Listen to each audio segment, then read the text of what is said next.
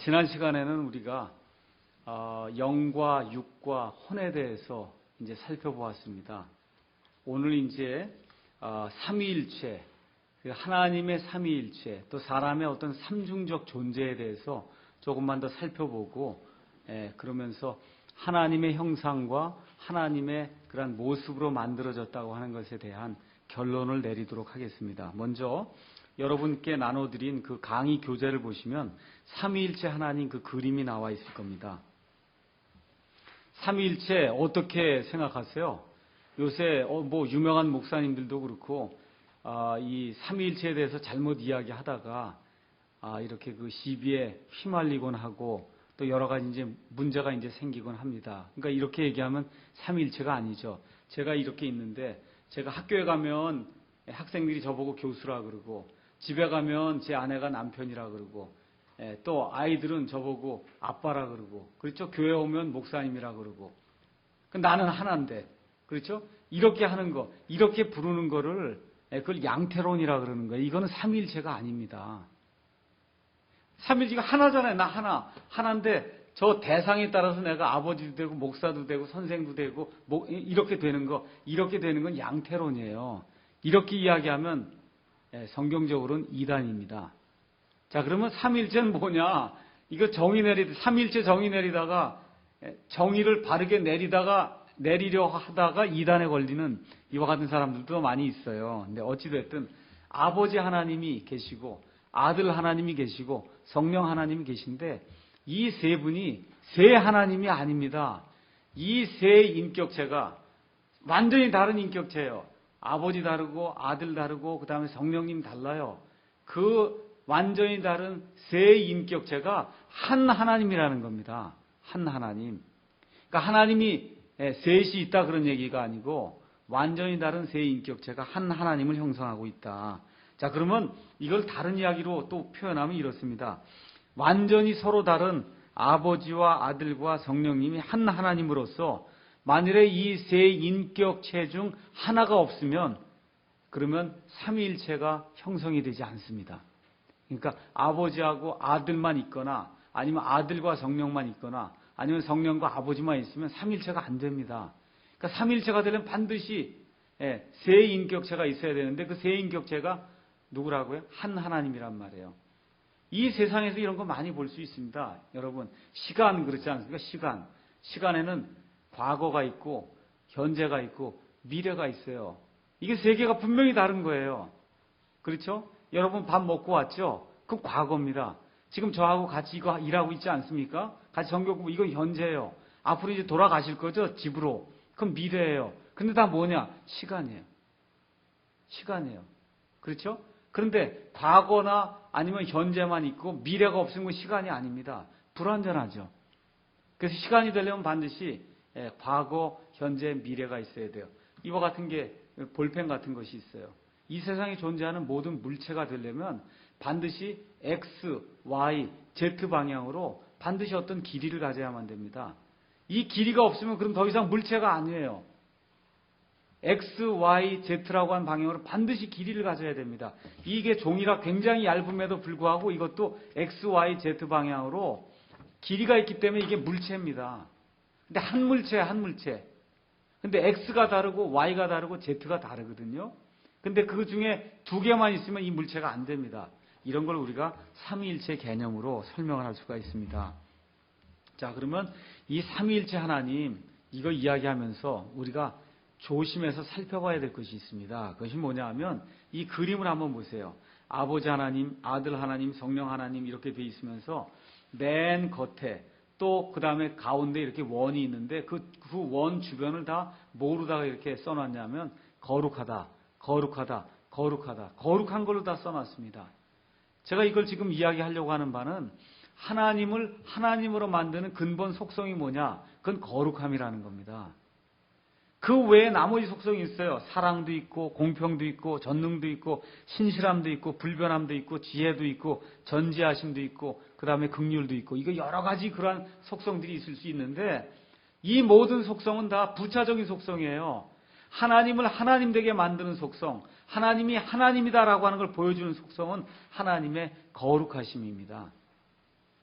그래서 저와 여러분이 하나님의 거룩함을 잃어버리면 그러면 하나님의 백성이 될 수가 없습니다. 그래서 우리를 뭐라고 그래요? 성도라고 부르는 거예요. 성도. 거룩한 물이라는 거예요. 거룩하다. 거룩하다라고 하는 그런 개념은 뭐 깨끗하다, 정결하다 이렇게 이제 볼 수도 있습니다. 근데 거룩함의 제일 1차적인 뜻은 뭐냐 하면 분리가 되어 있다는 뜻이에요. 하나님이 거룩한 존재다 그렇게 이야기할 땐 무슨 뜻이냐 하면 하나님은 창조주기 때문에 하나님이 만드신 창조물과는 분리가 되어 있다는 거예요. 존재가 다른 존재라는 거예요. 격이 다르다는 거예요. 그런 의미에서 하나님은 거룩하다 그렇게 이야기하는 겁니다. 그러니까 저와 여러분이 거룩한 존재다라고 이야기할 때는 우리가 세상에서 분리가 돼서 하나님이 원하시는 그와 같은 삶을 사는 그와 같은 존재다. 그래서 하나님께로 분리가 돼서 하나님께로 떼어진 것과 같은 존재다. 이렇게 이야기할 때 우리가 성도다. 그렇게 이제 이야기를 하는 겁니다. 자, 그래서 교회 생활을 하다 보면 어떤 문제가 교회 내에서 많이 발생하느냐. 특별히 현대교회에서 어떤 문제가 가장 많이 발생하느냐. 그걸 제가 말씀드리면 교회 생활을 하다 보면 하나님의 특성 중에 하나인 사랑과 하나님의 속성 중에 하나인 거룩함이 늘 부딪힙니다. 자, 저 형제가 저렇게 하면 저 하나님의 거룩함에 맞지 않는데 저거는 그냥 하나님의 사랑으로 덮어줘야 되는 거 아닌가? 아시겠죠? 이게 분명히 맞지 않는데 저걸 그래도 하나님은 사랑이라 그랬는데 이걸 덮어줘야 되는 거 아닌가? 맞죠? 이런 문제가 발생하는 거예요.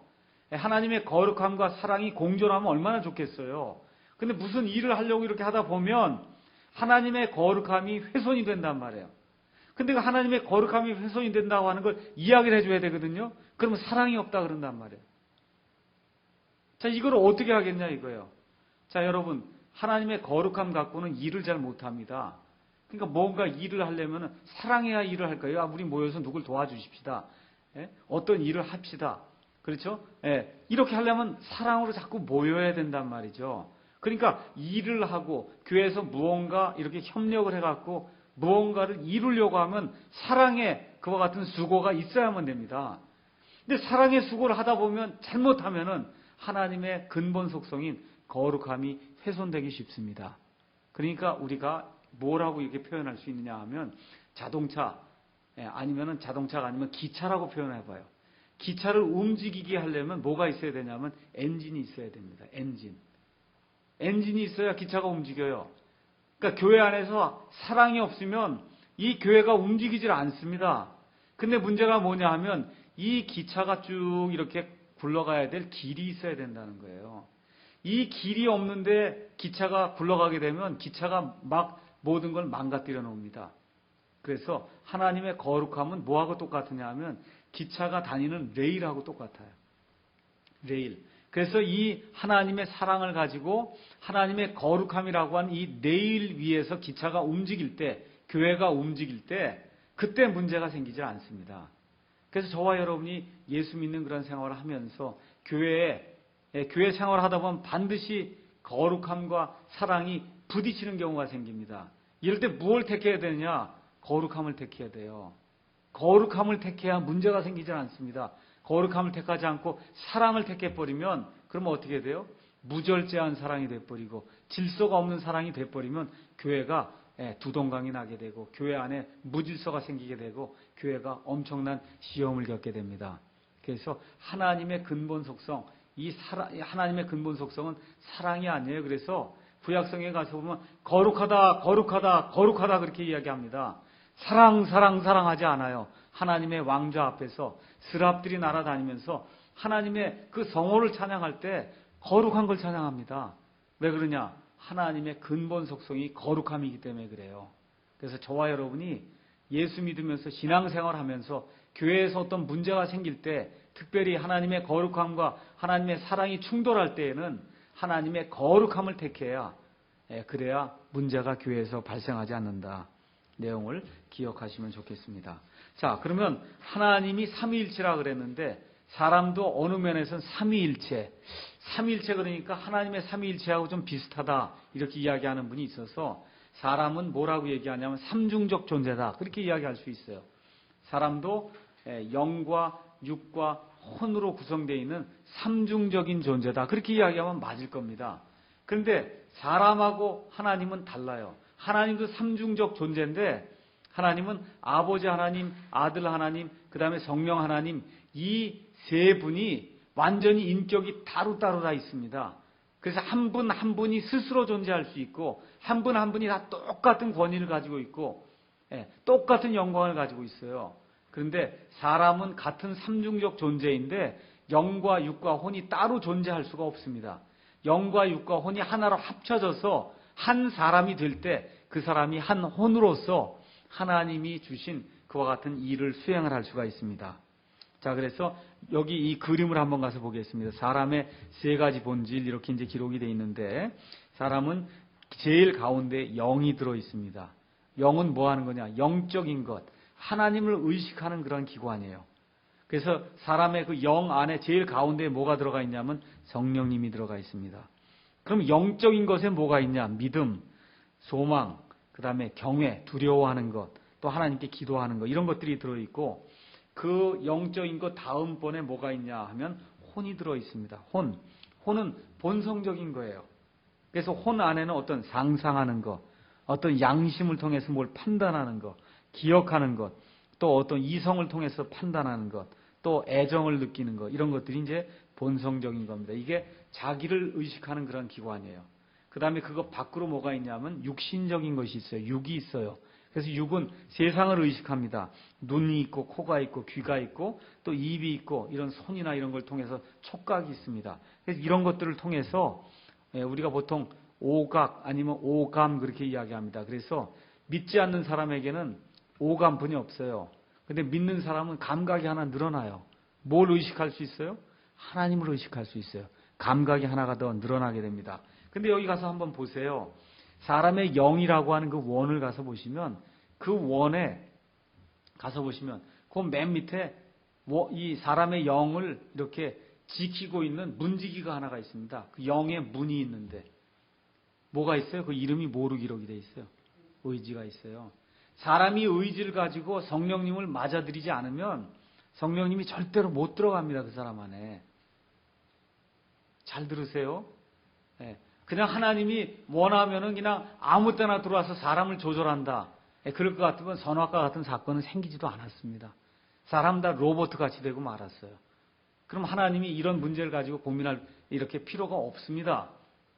근데 사람에게 의지가 있어요. 특히 어떤 의지를 줬어요? 자유의지를 주셨어요. 자유의지를 주십니다.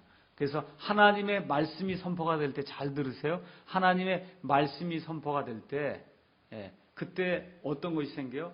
믿음은 들음에서 나며가 나는 게 우리 가운데 나는 게 아니라 와요. 온다고 돼 있어요. come 하는 거예요. come. 하나님에게서 믿음이 와요. faith가 오게 되면 그럼 사람이 의지적으로 believe 한단 말이에요. believe 하게 돼요. 그 우리가 자꾸 로마서 10장 17절 뭐라 그래요? 믿음은 뭐라 그래요? 들음에서 나며 자꾸 내 안에서 나는 걸로 하는데 원래 성경에는 믿음은 들음에서 오며로 돼 있어요. 오게 돼 있어요. 이렇게. 자, 그래서 여기에 자유의지라고 하는 걸 하나님이 허락해 놓으셔서 이 자유의지가 이거를 열어놓게 될 때 성령님이 우리 안에 들어오십니다.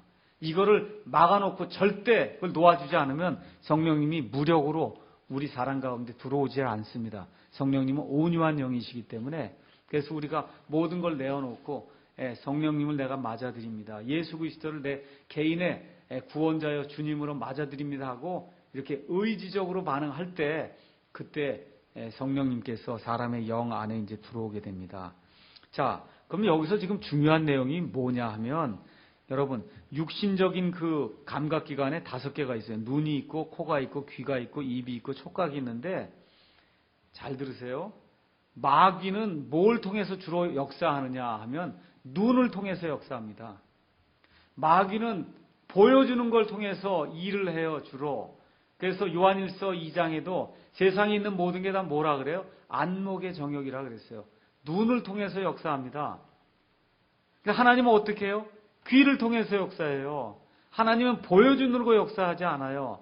하나님은 말씀을 들려줌으로 역사합니다. 그래서 하나님의 말씀 되시는 그 예수님도 하나님의 아들이신데 그 아들 예수님도 이름이 뭐예요? 말씀이에요. 말씀. 그 말씀 뭐 하라고 주시는 거예요? 들으라고 주는 거예요? 보라고 주는 거 아니에요. 들어야 됩니다. 그래서 하나님은 듣는 것으로 하십니다. 그러니까 자꾸 교회 안에서 요새 지금 21세가 되면서 어떻게 변합니까? 문화가 다. 보여주는 문화로 자꾸 바뀐단 말이에요. 이건 하나님 원치 않는 겁니다. 하나님의 말씀을 들어야 되는 거예요. 그러니까 저와 여러분이 하나님의 말씀을 들을 때의 변화가 있을 수 있어요.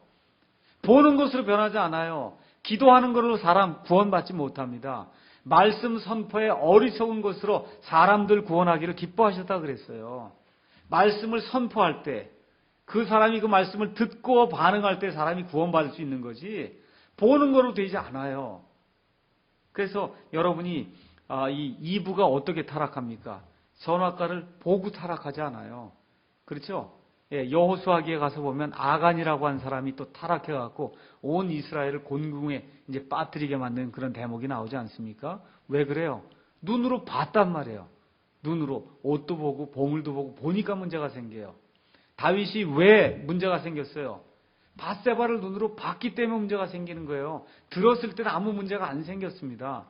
볼 때 문제가 생깁니다. 그래서 저와 여러분이 이 눈으로 보는 이런 문화 여기에서 탈피해야 됩니다. 그래서 하나님은 조금 원시적인 것 같지만 이 보는 것이 아니라 귀로 듣는 것을 통해서 하나님은 일하신다. 그 내용을 이 사람의 세 가지 본질에서 잘 이해하시면 좋겠습니다. 자, 그래서 이제 이 영과 육과 혼, 그 다음에 삼위일체, 또 삼중적 존재 이런 내용은 이것으로 이제 마치도록 하겠습니다. 자, 그러면 이제 성경 말씀으로 다시 이제 돌아가도록 하겠습니다. 창세기 1장 26절 가서 보도록 하겠습니다. 창세기 1장 26절. 하나님께서 이르시되 우리가 우리의 형상으로 우리의 모양에 따라 사람을 만들고 그들이 바다의 물고기와 공중의 날짐승과 가축과 온 땅과 땅에서 기는 모든 것을 지배하게 하자 하시고 이렇게 이제 하는 내용이 1장 26절에 나오는데 거기 가서 보니까 사람을 만들자 그렇게 이야기하죠. 사람은 히브리 말로 아담입니다. 아담인데 원래 뜻이 뭐냐면 흙이에요. 땅이에요. 땅. 그래서 창세기 2장 7절에도 이제 가서 보시면 주 하나님께서 땅의 흙으로 사람을 지으셨다 이렇게 얘기할 때 그게 아담이다 그런 뜻입니다. 아담. 그래서 원래 사람은 여기 나와 있는 사람은 일반적인 사람을 이야기하는 거지 남자를 가리키는 게 아닙니다. 그래서 남자와 여자 모두를 가리키는 그런 일반적인 의미의 사람을 뜻하고 있습니다. 우리 한번 가서 보도록 하겠습니다. 창세기 5장 2절 가서 보시죠. 여기에도 그 내용이 잘 설명이 되어 있습니다. 5장 2절. 그분께서 그들을 남성과 여성으로 창조하시고 그들을 창조하시던 날에 그분께서 그들에게 복을 주시며 그들의 이름을 아담이라 부르시니라. 그들이 누굽니까? 아담과 이브죠. 그들이 아담과 이브예요. 그런데 지금 아담도 아담이라고 그러고 또 이브도 아담이라고 부르셨단 말이에요. 이런 의미의 그 아담은 사람이란 뜻이란 말입니다. 사람. 그래서 그들의 이름을 사람이라 불러주셨다 그런 얘기입니다. 물론 개역성경에는 이게 아담이라고 이제 번역이 되어 있지 않습니다. 자, 그래서 구약에서 아담은 사람이란 뜻으로 약 460회 정도 이제 쓰이고 있습니다. 그래서 우리 주님께서는 그들을 남성과 여성으로 창조하셨어요. 여기 가서 보시면 또 영어로는 남성과 여성이 male and female 이렇게 기록이 되어 있거든요. 참 여러 가지 것을 가지고 이단 교리를 주장하는 사람이 많습니다. 여기 남자, 여자, man하고 woman이라고 이렇게 기록을 안 하고 male하고 female 그게 뭐냐면 개를 살아가거나 하면 그 개집에 가면 미국 사람이 물어봐요. 이거 여자 개입니까? 남자 개입니까? 이거 무슨 수컷입니까? 암컷이니까 물을 때 male이냐 female이냐 그걸 묻거든요.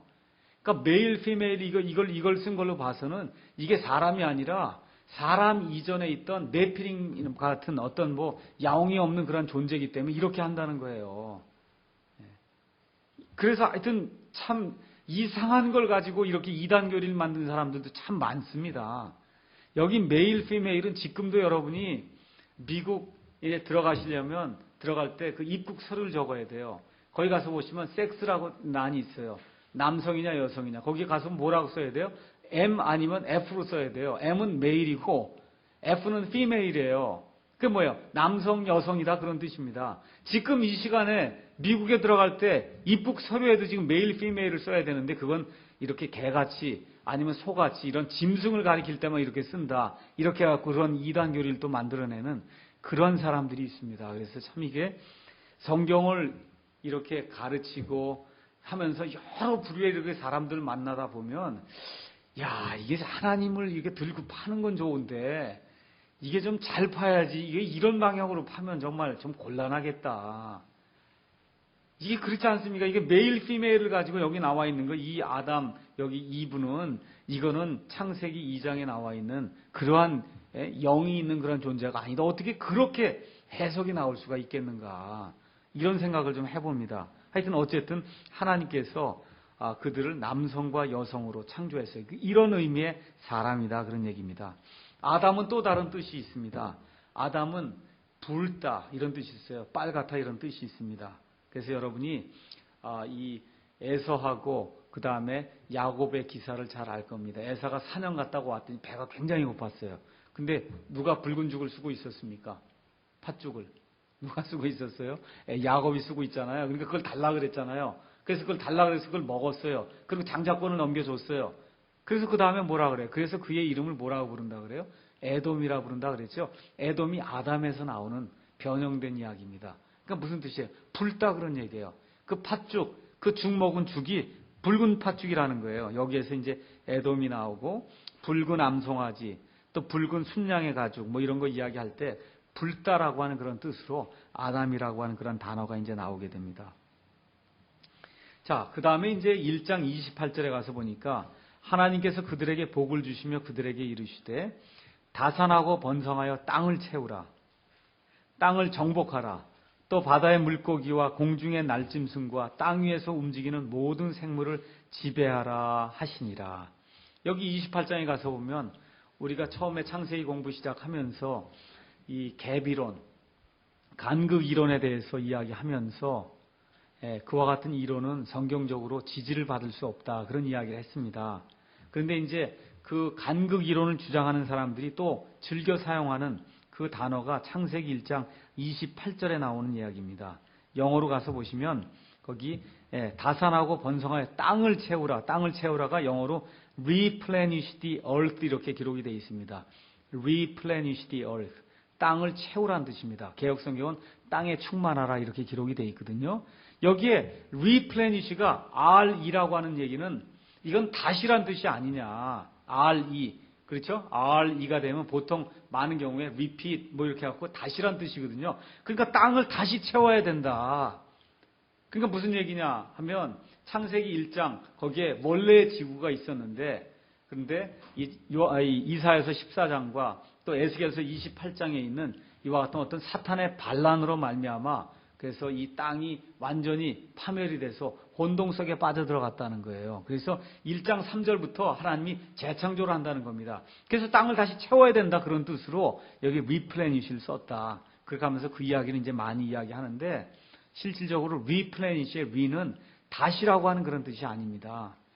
영어로 가서 보시면 replish라는 단어도 있거든요. replish도 다시가 아니라 그냥 충만하다 그런 뜻입니다. 왜냐하면 이 단어 자체가 라틴어에서 나왔으면은 그 re라고 하는 단어가 다시를 뜻하는데 라틴어에서 나온 것이 아니고 이 불란서 계통의 말에서 나온 겁니다. 불란서 계통에. 그래서 중세 불란서 말에 replenish라고 하는 그런 말이 나오는데 이 말에서 이제 나오게 됩니다. 이 말의 뜻은 다른 거 없어요. 그냥 fill이라고 하는 그런 뜻입니다. 채운다 그런 뜻이에요. 그래서 이걸 살펴보기 위해서 16세기, 17세기에 이 replenish가 사용되던 그런 용례를 보여주는 옥스퍼드 잉글리시 딕셔너리가 있습니다. 그래서 옥스퍼드 영어 사전 가서 보시면 그 사전이 아마 한 20권쯤 돼요. 그 안에 지금까지 사용되고 있는 대부분의 그 영어 단어의 용례가 10세기, 11세기, 12세기 이렇게 쭉 세기별로 쭉 나와 있습니다. 거기 가서 replenish를 찾아보면 replenish가 이렇게 타동사로 쓰여서 무언가를 다시 채운다라고 하는 그런 뜻은 없습니다. 전혀 없습니다. 19번인가 그 용례가 나와 있는데 없습니다. 그래서 이 단어를 가지고 이게 re가 다시다 이렇게 해석하는 것은 영어를 잘못 이해한 것이고 또 히브리어 성경을 잘못 이해한 것입니다. 성경 안에 가서 보면은 replenish라고 하는 단어가 성경에 약 7번 나옵니다. 그 7번 그 뜻을 가서 이렇게 살펴보면은 누구라도 이 replenish라고 하는 단어가 다시 채운다라고 하는 그런 뜻이 없다고 하는 것을 금방 알 수가 있습니다. 우리가 한번 가서 한두 구절만 살펴보겠습니다. 예레미야 31장 25절 보겠습니다. 예레미야 31장 25절 거기 가서 보시면 내가 피곤한 혼을 흡족하게 하며 모든 슬퍼하는 혼을 채워주었노라 이렇게 이제 기록이 되어 있습니다. 그러니까 앞에 있는 거하고 뒤에 있는 게 지금 또다시 강조를 하면서 다시 한번 반복을 하고 있는 대목입니다. 그래서 25절에 영어로 가서 보면 satiated라고 하는 그런 단어가 나와요. 그게 흡족하게 해줬다는 거예요. 그 단어를 또 다른 식으로 표현하면 replenish 해줬다는 거예요. 다시 채워줬다. 그래서 이런 것들 비교해 보면 이게 똑같은 얘기를 다시 한번 썼구나. 그 내용을 우리가 알아볼 수가 있습니다. 에스겔서 26장 2절 한번 보겠습니다. 에스겔서 26장 2절에는 replenish가 그것과 정반대가 되는 그와 같은 단어하고 같이 대조가 되면서 나오고 있습니다. 에스겔서 26장 2절 보겠습니다. 거기 가서 보니까 사람의 아들아 두로가 예루살렘을 대적하며 말하기를 아하 만백성의 문이던 그녀가 부서져서 내게로 돌아왔도다. 이제 그녀가 피폐하게 되었은즉 내가 충만하게 되리로다. 이 두로라고 한 도시가 피폐하게 되니까 나는 충만하게 된다는 거예요. 나는 채워지게 된다는 얘기지 이걸 다시 채워진다 이런 식으로 번역을 할 수가 없다는 얘기죠. 그 다음에 성경은 성경으로 푼다 그랬습니다. 왜 그러냐 하면 성경 안에 내장 사전이 있기 때문에 성경 자체를 가지고 우리가 성경 안에 있는 단어의 뜻이 무엇인지를 알 수가 있습니다. 우리가 한번 가서 보도록 하겠습니다. 창세기 1장 28절에 있는 말씀을 다시 한번 보도록 하겠습니다. 1장 28절과 22절을 한번 보도록 하겠습니다. 1장 22절 가서 보면 하나님께서 고래들, 물고기들 이런 모든 것들에게 복을 주시며 이르시되 다산하고 번성하여 바다의 물들을 채우라 그랬습니다. 다산하고 번성하여 바다의 물들을 채우라. 자, 28절에는 하나님이 사람들에게 다산하고 번성하여 땅을 채우라 그랬어요. 둘 다 땅을 채우는데 22절은 fill이라고 하는 단어를 썼고 28절에는 replenish라는 단어를 썼어요. 지금 똑같은 얘기예요. 히브리 말로는 말레라고 해서 스트롱 사전 가서 보시면 4390번으로 번호가 다 똑같습니다. 다시 말씀드려서 22절에 나와 있는 fill이라고 하는 단어나 28절에 나와 있는 replenish라고 하는 단어나 히브리 말로 말레 두 가지 다 똑같아요. 스트롱 번호가 똑같습니다. 그 지금 여기 앞뒤에 나와 있는 용례를 봐도 물고기는 바닷물을 채우고 사람은 땅을 채우라고 그렇게 해야만 성경의 용례상 맞는 겁니다. 그래서 이 replenish라고 하는 단어는 성경에서 특히 이 성경이 기록된 17세기 용례에서 단 한 번도 다시 채운다라고 하는 그런 뜻으로 사용된 적이 없습니다. 그래서 여기에 땅을 채우라고 번역된 것은 지극히 정상적으로 번역이 잘 된 겁니다. 그래서 우리 개역 성경도 이 점에 있어서는 아주 번역을 잘 한 겁니다. 자, 그 다음에 이제 성경 내장 사전뿐만 아니라 아까 제가 말씀드렸듯이 옥스포드 영어 사전에서도 다시 채운다고 한 그런 의미는 전혀 없다고 이제 말씀드렸습니다. 자, 창세기 1장 28절이 지금 또 문제가 되는 그와 같은 구절입니다. 지금 여러분 창세기 1장 28절 한번 가서 다시 한번 보세요. 사람들에게 하나님께서 이제 복을 주시며 그들에게 이르시되 다산하고 번성하여 땅을 채우라. 땅을 정복하라. 바다의 물고기와 공중의 날짐승과 땅 위에서 움직이는 모든 생물을 지배하라 하셨다 이렇게 기록이 되어 있죠. 자, 여러분 한번 가서 자세히 보세요. 많은 교회가 이걸 어떻게 해석하는지 아십니까? 하나님 여기에서 문화의 명령을 주셨다는 거예요.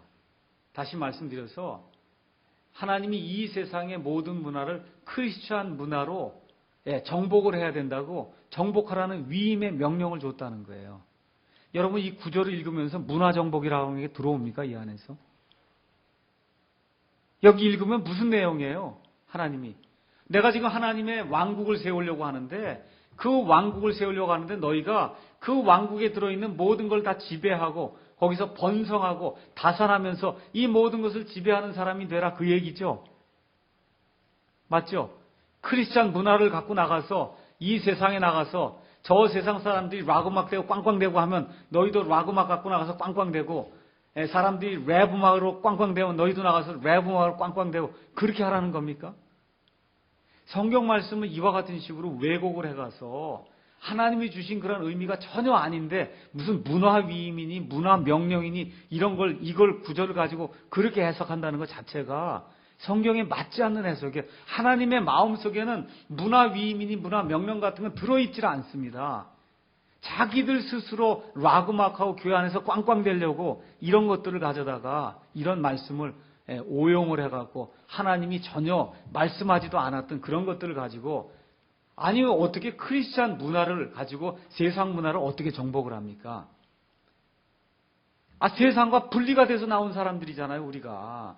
세상의 문화하고는 분리를 해야지 되는 거지. 세상의 문화를 크리스찬 문화로 정복하는 게 아니라 지금 어떻게 해요? 세상이 락 음악하면 교회가 금방 가져다 락 음악하고, 세상이 랩하면 교회가 금방 가져다 랩하고, 세상이 드라마하면 교회가 가져다가 드라마하고, 세상이 댄스하니까 교회 안에서 다 댄스하고 그렇잖아요.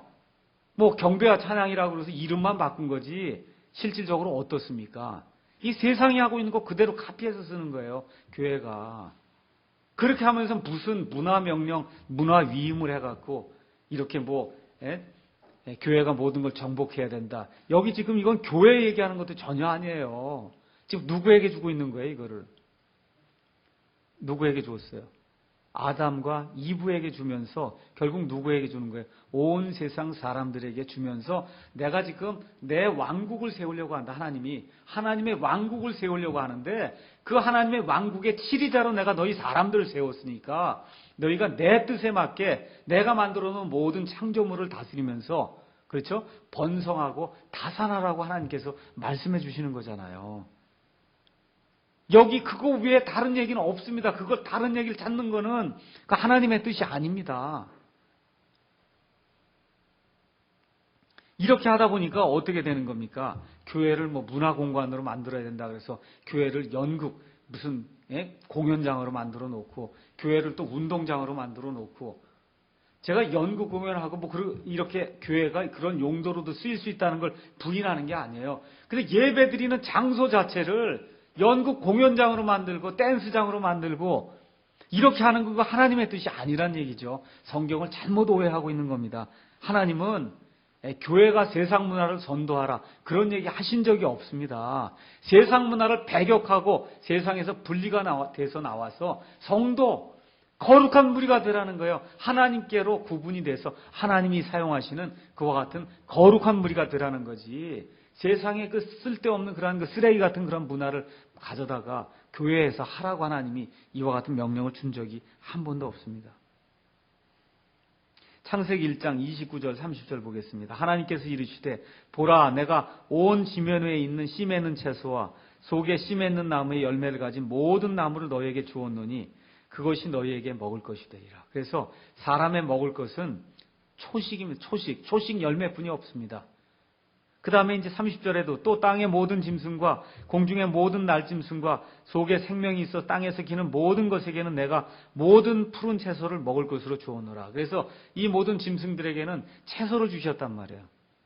그래서 처음에 노아의 대홍수가 이제 생겨서 나중에 이제 가서 보시면 창세기 9장 3절에 하나님께서 처음으로 사람이 짐승을 먹어도 된다고 하는 사실을 하나님이 발표를 하십니다. 그렇게 되면서 뭐가 생겼냐면 육식 짐승이 생겨났고 사람도 그때부터 육식을 하게 됩니다. 그래서 노아의 홍수가 생기기 전까지는 사람이 육식이라는 걸 몰랐어요. 사자도 육식이라고 하는 걸 몰랐습니다. 호랑이도 다 풀 먹고 자랐습니다. 야, 이 사람이 이상한 이야기를 하는가 보다 하는데 성경은 그렇게 이야기하지 않습니다. 다 초식이고요. 나중에 이제 이 땅에 천년왕국이 이루어지게 됩니다. 이 천년왕국이 이루어지게 되면 모든 짐승이 다시 초식을 하게 됩니다. 가서 보겠습니다. 이사야서 11장 6절에서 9절 보겠습니다. 이사야서 11장 6절에서 9절에 가서 보겠습니다. 이사야서 11장에 있는 말씀은 특별히 교동문 같은 걸 통해서 일반 교회에서 많이 이제 교독하는 그런 내용입니다. 6절, 9절. 이리도 어린 양과 함께 거하며 표범이 염소 새끼와 함께 누우며 송아지와 젊은 사자와 살진 짐승이 함께 있어 어린아이가 그것들을 인도하며 암소와 곰이 함께 먹으며 그것들의 새끼들이 함께 누우며 사자가 소처럼 풀을 먹으며 젖 먹는 아이가 독사의 구멍에서 놀며 젖된 아이가 독사의 굴에 손을 넣을 것이로되 그것들이 내 거룩한 산 모든 곳에서 상하게 하거나 멸하지 아니하리니 이는 물들이 바다를 덮는 것 같이 주를 아는 지식이 땅에 충만할 것이기 때문이니라 해서 이 이사야서 11장에 나와 있는 말씀은 1절에 있듯이 이새의 줄기에서 한 막대기가 나오는데 그 막대기 한 가지가 나서 자라는데 그 가지 다시 말해 메시아를 지금 이야기하고 있습니다. 그래서 메시아가 나중에 궁극적으로 이 땅에 메시아 왕국을 세우실 것입니다. 그래서 메시아가 철장 권세를 가지고 이 땅을 치리하실 거예요. 그 때가 될 때는 다시 에덴 동산과 마찬가지로 모든 것이 초식의 상태로 돌아간다 그 얘기입니다. 그래서 사자도 풀을 먹게 되고 호랑이도 풀을 먹게 되고 다시는 그 안에서 상하게 하거나 죽이게 하는 그와 같은 것이 이제 다시는 있지 않는다. 대부분의 교회가 이와 같은 말씀을 읽으면서 어떻게 합니까? 아, 이건 영적인 내용이구나. 이건 영적인 사자가 아닙니다. 여기 나와 있는 건 영적인 이리가 아니고 여기 나와 있는 건 영적인 독사가 아니에요. 진짜 독사고 진짜 사자고 진짜 소입니다. 이 소가 진짜 땅에서 나중에 소하고 사자와 같이 이렇게 풀을 먹는 그와 같은 때가 이 땅에 이루어지게 됩니다. 그 때를 우리가 성경은 천년왕국의 때다 그렇게 이야기합니다. 그래서 이와 같은 때가 되면 다시 초식이 이렇게 부활이 돼서 이 세상에 다시는 죽여갖고 피를 먹는 그와 같은 일은 다시는 이제 없게 됩니다. 자, 그래서 이제 창세기 다시 넘어오셔서 여기 가서 보니까 이 사람의 타락으로 말미암아 지금 온 세상의 모든 창조물이 신음하고 있습니다. 로마서 8장 19절에서 22절 가서 보면 그 내용이 나와 있습니다. 그래서 나중에 이제 이 모든 것이 회복되는 때가 있습니다. 창세기 3장, 사도행전 3장 19절 21절 잠깐 보겠습니다. 사도행전 3장 19절에서 21절 가서 보면 그런즉 너희는 회개하고 회심하라. 그리하면 새롭게 하는 때가 주의 앞으로부터 이를 때에 너희 죄들이 말소될 것이요 또 그분께서 예수 그리스도 곧 너희에게 미리 선포된 분을 보내시리라. 여기 나와 있는 지금 너희는 이스라엘 백성을 가리키고 있습니다. 그래서 이 사람들이 회개하고 회심하면서 그들의 메시아 예수님을 맞아들이게 될 때 그때 새롭게 하는 때가 주의 앞으로부터 이제 임하게 된다는 거죠. 이렇게 새로 임하는 때 바로 이 때가 새롭게 임하는 때 이 때가 천년왕국의 때다. 그래서 이 내용이 마태복음 19장 28절에서는 우리 예수님께서 리제너레이션 다시 나게 하는 때다 그렇게 기록을 하고 있습니다. 그래서 천년왕국 때에는 여기 창세기 1장 29절에서 30절에서 사람과 모든 짐승이 초식을 했던 것처럼 다시 초식을 한다는 그런 내용을 우리가 살펴봤습니다. 마지막으로 창세기 1장 30절에 가서 보시면은 그 30절 끝에 29절 끝에도 가서 보면 거기에 meat이라고 하는 단어가 나옵니다. meat에서 meat. 그래서 지금 우리말로는 먹을 것으로 번역이 되어 있는데 지금 현재는 meat가 고기로 번역이 되죠.